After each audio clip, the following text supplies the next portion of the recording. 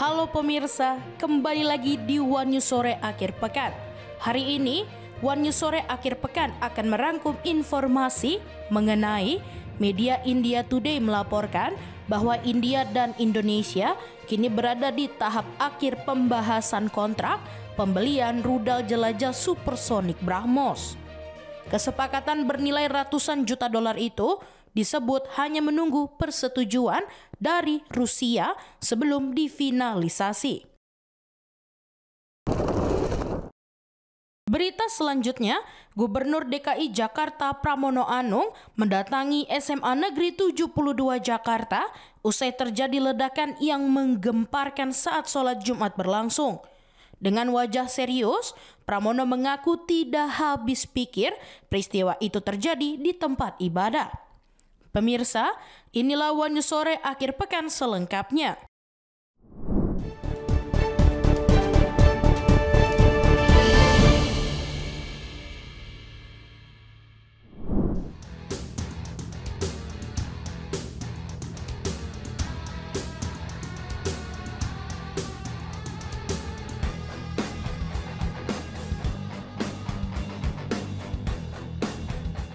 Menurut laporan media India, India Today melaporkan bahwa India dan Indonesia kini berada di tahap akhir pembahasan kontrak pembelian rudal jelajah supersonik BrahMos.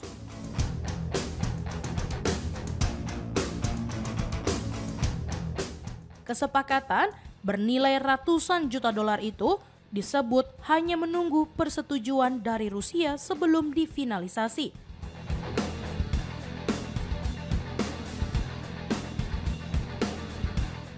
Laporan India Today yang mengutip sejumlah sumber pertahanan di New Delhi menyebutkan bahwa seluruh proses negosiasi antara kedua negara sejatinya telah selesai.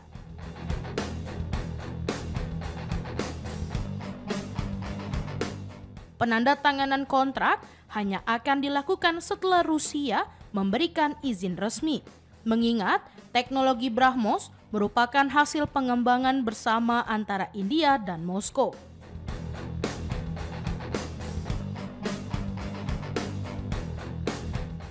Jika kesepakatan ini disahkan, langkah tersebut akan menjadi tonggak penting dalam ekspor alat pertahanan India, sekaligus memperkuat hubungan strategisnya dengan Indonesia.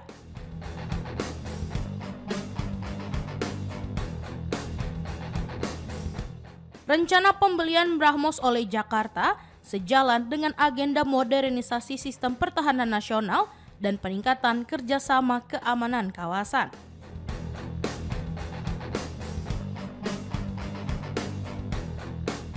Kontrak senilai sekitar 450 juta dolar Amerika Serikat itu juga dipandang dapat mempererat hubungan kedua negara, terlebih setelah Indonesia resmi bergabung dengan blok BRICS pada Januari 2024.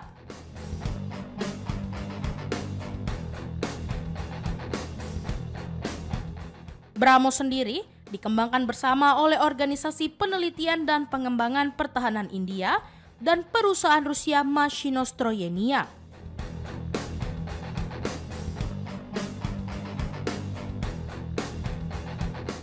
Rudal ini dikenal memiliki kecepatan hingga Mach 2,8 dan jangkauan sekitar 290 km, serta mampu diluncurkan dari berbagai platform, mulai dari kapal perang, pangkalan darat, hingga pesawat tempur.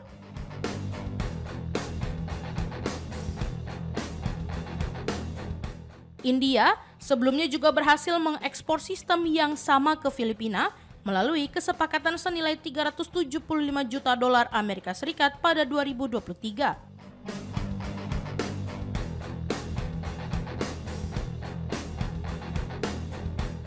Pengiriman tahap pertama telah dilakukan pada April 2024, menjadikan Filipina sebagai pelanggan asing pertama BrahMos.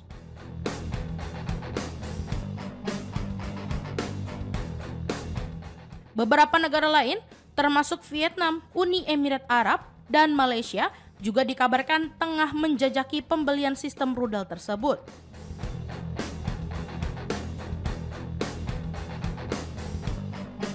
Sementara itu, dari Indonesia memastikan bahwa belum ada kontrak resmi hingga saat ini.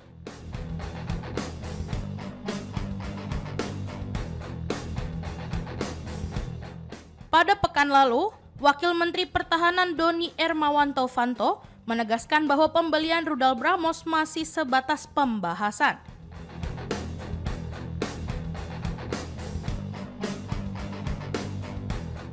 Ia menjelaskan topik tersebut sempat menjadi bagian dari agenda pertemuan antara Menteri Pertahanan Safri Samsudin dan Kepala Staf Pertahanan Angkatan Bersenjata India, Jenderal Anil Chauchan pada 28 Oktober 2025.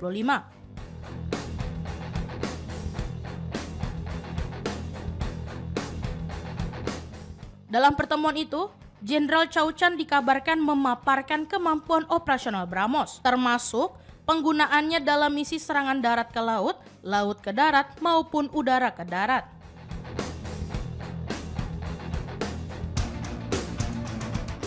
Ia juga menyinggung kemampuan India memodifikasi jet tempur Sukhoi agar mampu membawa rudal tersebut.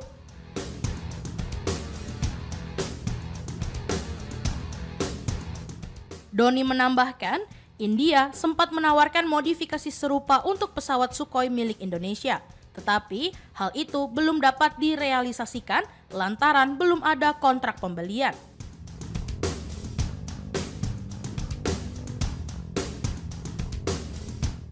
Sebelumnya, peluang kolaborasi teknologi pertahanan ini juga pernah dibahas dalam pertemuan Kepala Staf Angkatan Laut India, Laksamana Dinesh K. Tripathi, dan KSAL TNI Laksamana Muhammad Ali di Jakarta pada Desember 2024. Laksamana Ali menuturkan, pembahasan mengenai sistem persenjataan termasuk BrahMos masih dalam tahap peninjauan internal di Kementerian Pertahanan.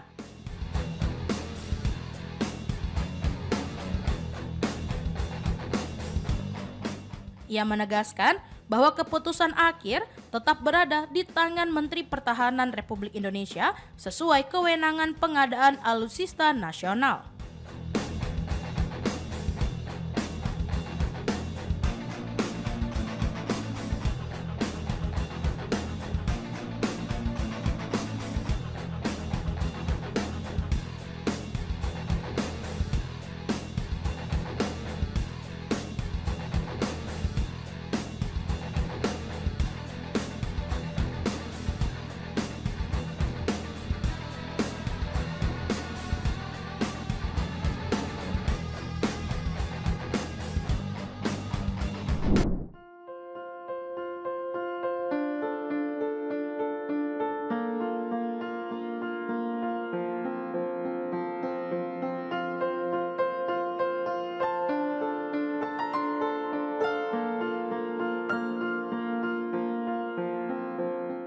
Gubernur DKI Jakarta Pramono Anung mendatangi SMA Negeri 72 Jakarta usai terjadi peristiwa teror ledakan saat sholat Jumat berlangsung 7 November 2025. Dengan wajah serius, Pramono mengaku tidak habis pikir peristiwa itu terjadi di tempat ibadah. Bahkan kejadian itu terjadi saat sebuah takbir dikumandangkan dari dalam masjid saat sholat Jumat berlangsung.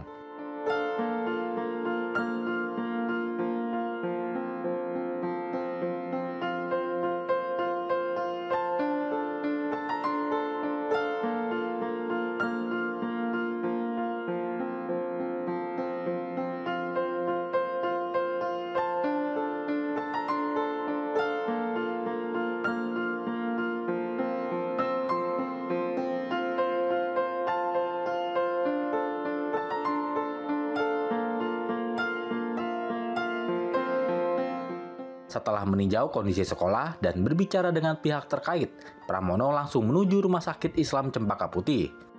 Pramono mengunjungi rumah sakit tersebut untuk menjenguk para korban. Di sana, ia sempat berbincang dengan salah satu siswa yang terluka akibat serpihan ledakan.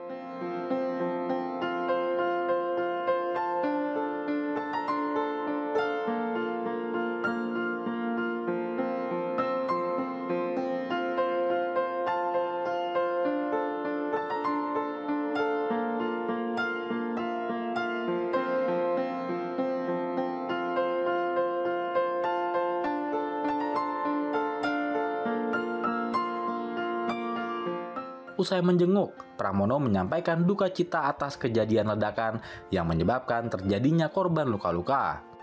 Tampak ada bercak darah di baju putih yang dikenakannya. Dia menegaskan pemerintah DKI Jakarta akan menanggung semua biaya perawatan korban ledakan SMA Negeri 72 Jakarta Utara.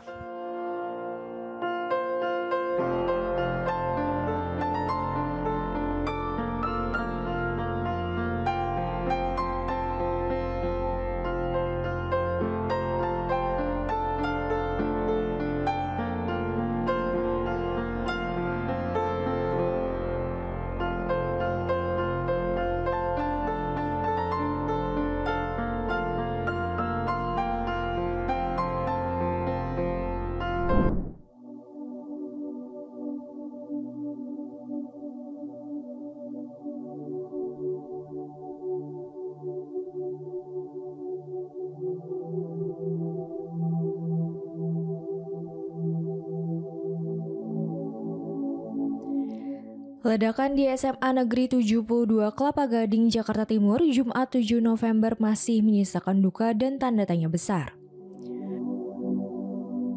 Kapolri Jenderal Listio Sigit Prabowo menyatakan bahwa penyelidikan terus dilakukan termasuk kemungkinan bahwa pelaku lebih dari satu orang. Usai menjenguk para korban di Rumah Sakit Islam Cempaka Putih Sabtu 8 November, Listio menyebut terduga pelaku saat ini baru satu orang, yang diketahui merupakan salah satu siswa di sekolah tersebut. Ia mengatakan, akan tetapi tim tengah bekerja untuk memastikan jumlah pasti pelaku dalam kasus ini. Kapolri juga mengungkapkan penyidik tengah mendalami motif pelaku, termasuk kemungkinan terpapar paham atau konten tertentu yang mendorong aksinya. Saat ini masih satu yang kita dapati, namun kita tidak berhenti sampai di situ. Kita terus melakukan penyisiran. Apakah ada pihak-pihak lain? Dan saat ini tim sedang bekerja. Jadi untuk jumlah resminya berapa tentunya saat ini kami terus sedang melakukan pendalaman. Pak.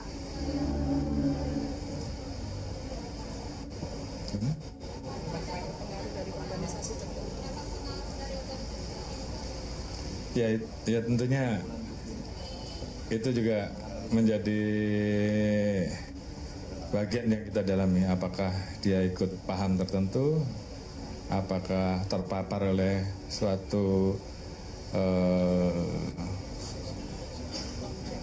konten, ataukah mungkin juga hal-hal yang membuat dia tertarik dan sebagainya, dan juga kaitannya dengan apa yang menjadi alasan untuk melakukan itu semuanya sedang kita dalami.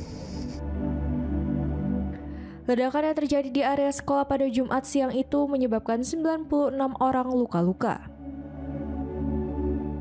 Sebagian korban telah diperbolehkan pulang, namun 29 orang masih dirawat, termasuk 2 pasien di ruang ICU.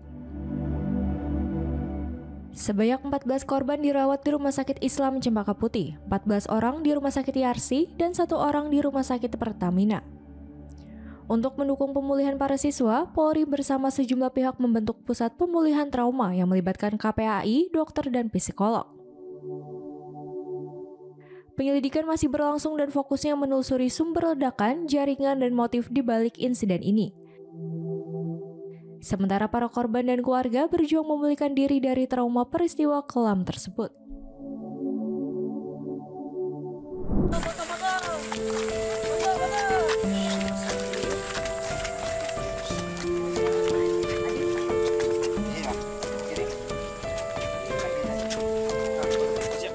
Jenazah mantan Ketua Komisi Pemberantasan Korupsi KPK Antasari Azhar tiba di pemakaman San Diego Hills, Karawang, Jawa Barat pada Sabtu petang. Tangis haru dan duka mendalam terlihat dari keluarga besar, kerabat, serta rekan almarhum saat jenazah akan dimakamkan. Prosesi pemakaman berlangsung hikmat, diiringi lantunan ayat suci dan doa.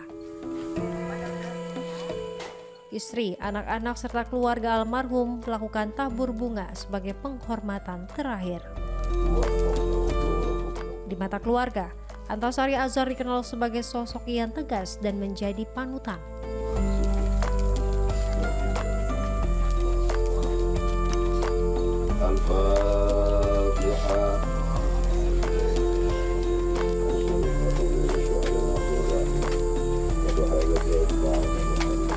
Antasari Azhar yang menjabat sebagai Ketua KPK pada periode 2007 hingga 2009 meninggal dunia pada usia 72 tahun karena sakit.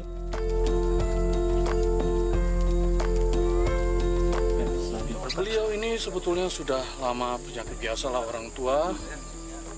Beliau ini ada masalah di lambung dan beliau sebulan lalu masuk rumah sakit dan tapi beliau minta keluar seminggu terakhir dan mungkin kata suster yang merawat adalah 2-3 hari lalu ada flu berat yang mungkin tidak bisa lagi ditanggung oleh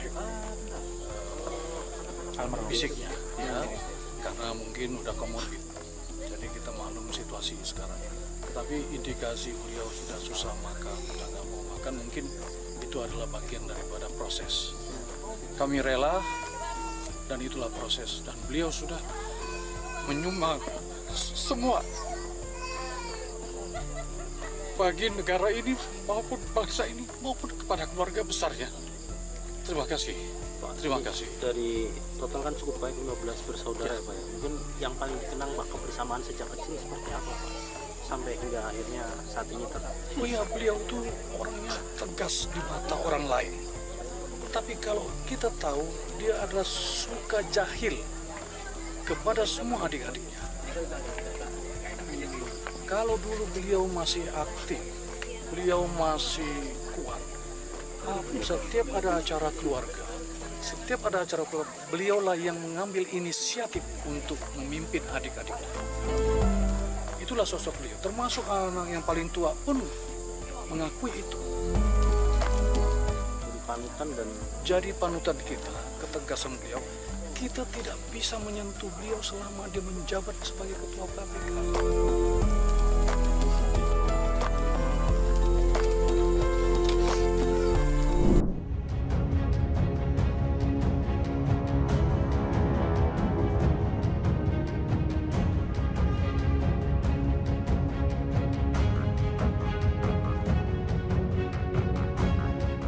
Gelombang pro dan kontra kembali mencuat di ruang publik. Kali ini terkait usulan pemberian gelar pahlawan nasional kepada Presiden kedua Republik Indonesia Soeharto.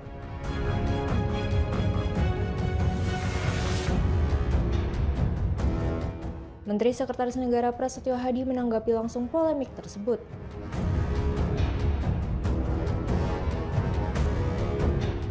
Ia menilai perbedaan pendapat merupakan bagian wajar dari dinamika demokrasi.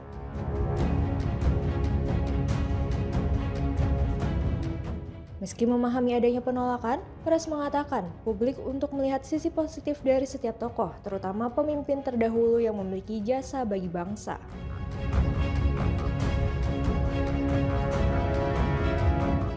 Pemerintah berencana menggelar penganugerahan gelar pahlawan nasional pada Senin 10 November, bertepatan dengan peringatan Hari Pahlawan Nasional.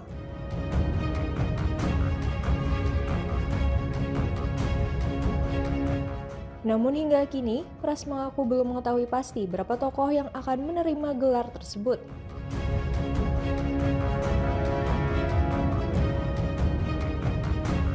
Sementara itu, Menteri Kebudayaan sekaligus Ketua Dewan Gelar Tanda Jasa dan Kehormatan Fadlizon menyebut ada 49 nama calon penerima gelar pahlawan nasional tahun ini.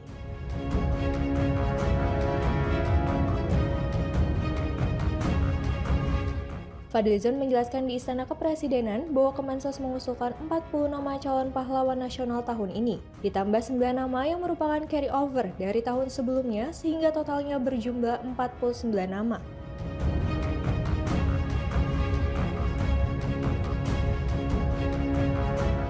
Dari 40 nama tersebut, nama Soeharto termasuk di dalam daftar usulan Kementerian Sosial, hal yang langsung menimbulkan perdebatan publik.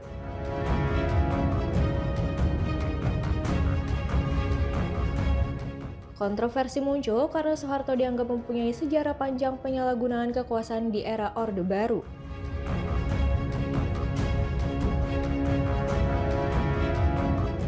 Namun, pemerintah memastikan seluruh proses penentuan gelar pahlawan nasional akan mengikuti mekanisme resmi sebelum diumumkan pada peringatan Hari Pahlawan mendatang.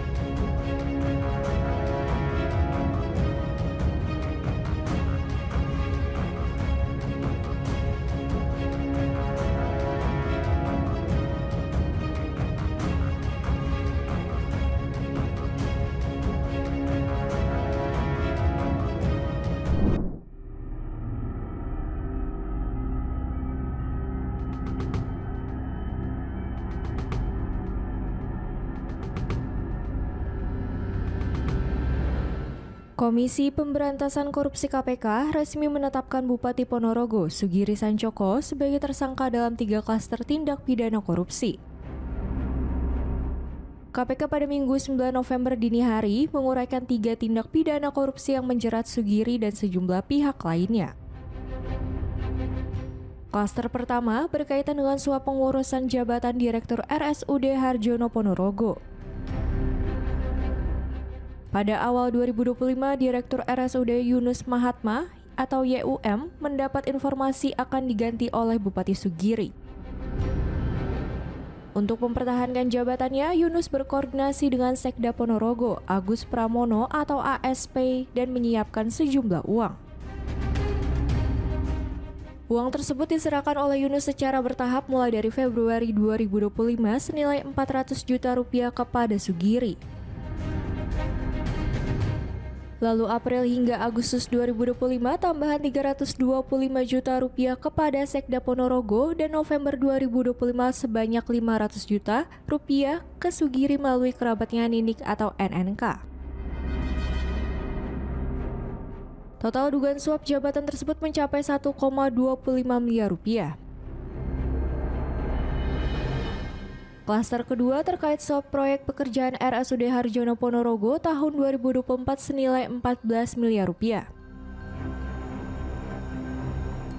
Sucipto atau SC, rekanan pihak swasta, diduga memberikan fee proyek 10% kepada Yunus Mahatma sekitar 1,4 miliar rupiah.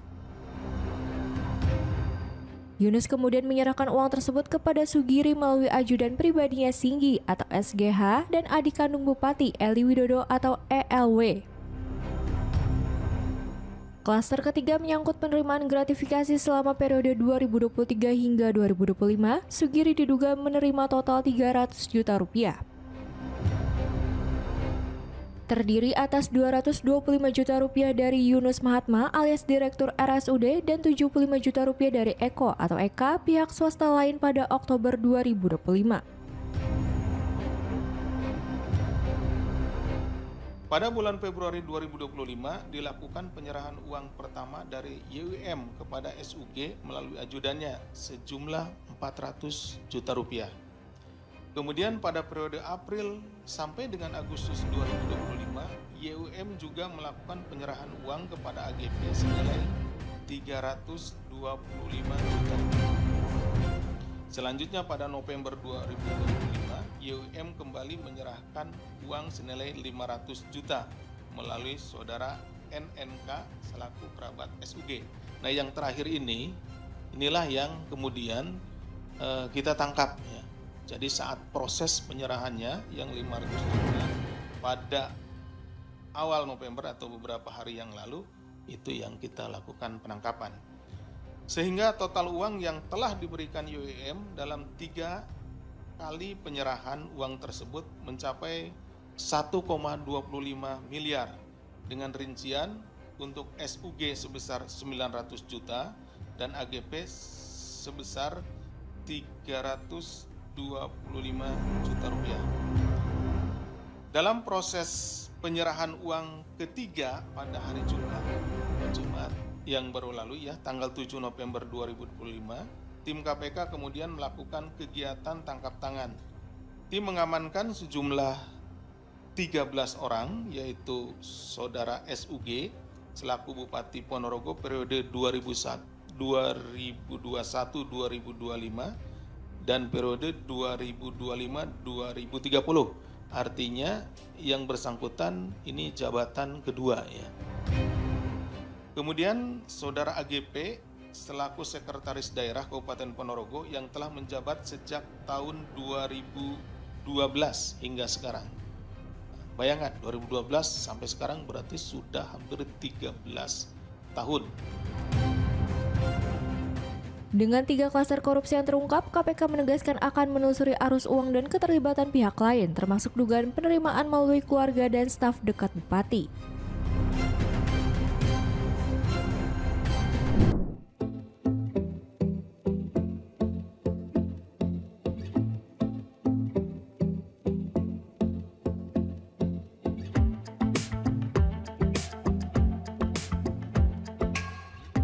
Panglima Kodam 3 Siliwangi, Majen TNI Kosasi, menyerahkan kendaraan taktis Maung Pindad dari Kementerian Pertahanan kepada para komandan satuan di wilayah Kodam 3 Siliwangi.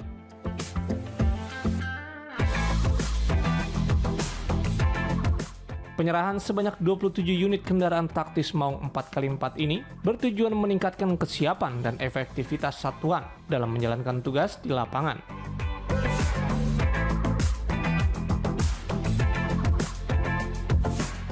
Pangdam mengingatkan seluruh jajaran untuk merawat kendaraan dengan baik, serta menggunakan sesuai ketentuan.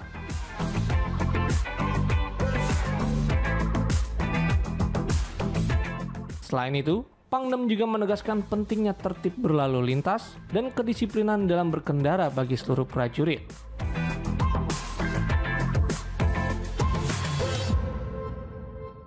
Pangdam menambahkan bahwa kendaraan Maung bukan hanya untuk kepentingan militer, tetapi dapat dimaksimalkan untuk membantu masyarakat ketika dibutuhkan.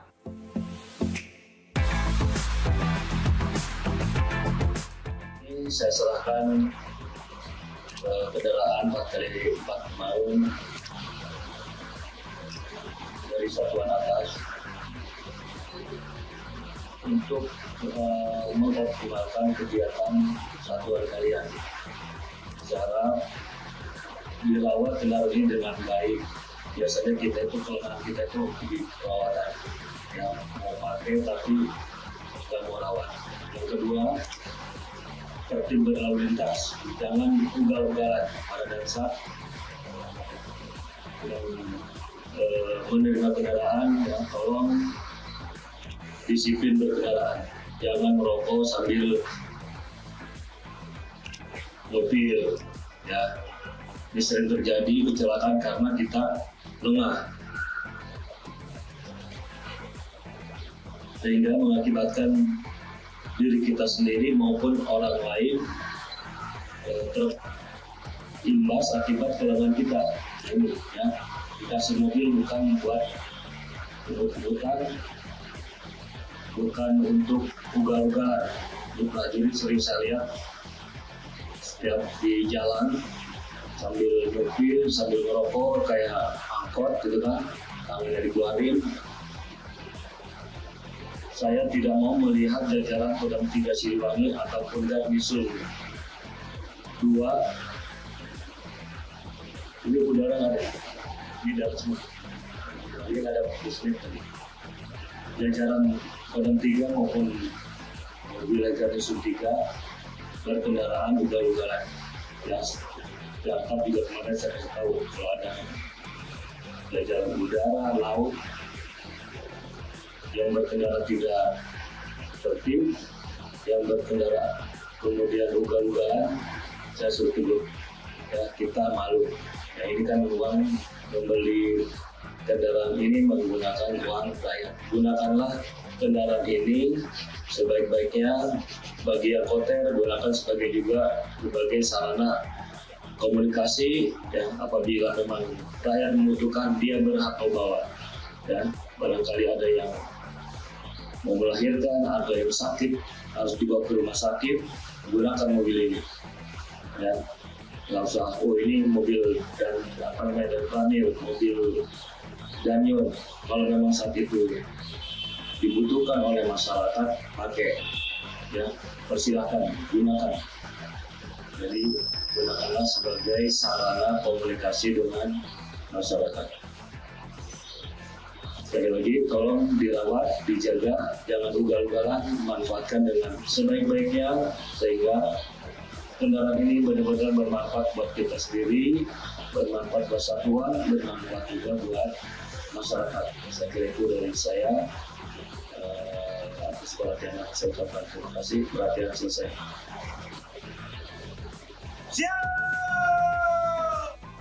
Sebelumnya, Presiden Prabowo Subianto juga menyampaikan bahwa kendaraan Maung Pindad akan disiapkan untuk digunakan para menteri sebagai bentuk dukungan terhadap pengembangan produk kendaraan dalam negeri.